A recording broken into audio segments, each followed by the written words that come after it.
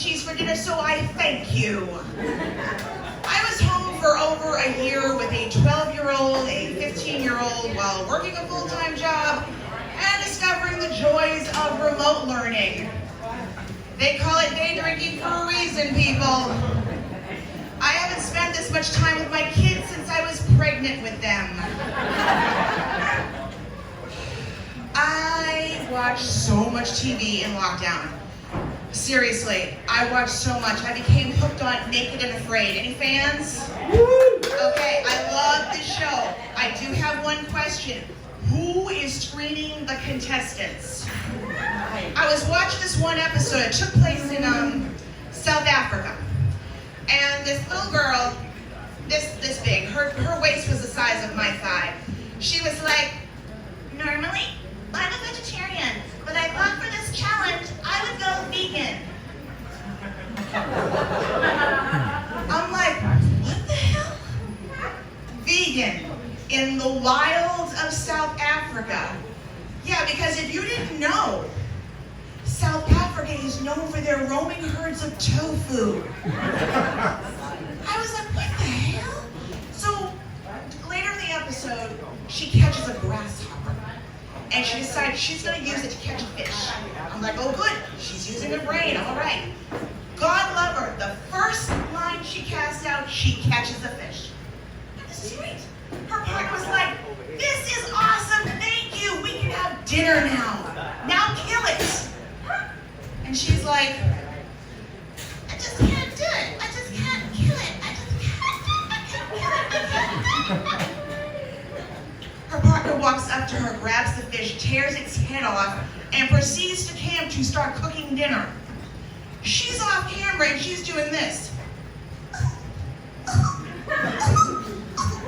like, what the hell are you doing? Are you throwing up air? What is that?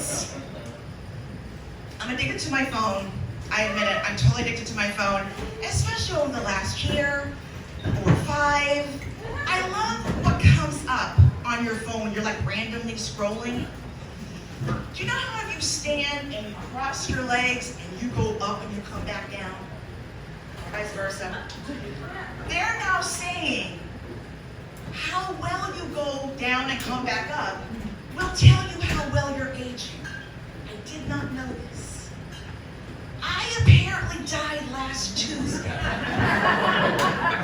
News to me. I love Instagram.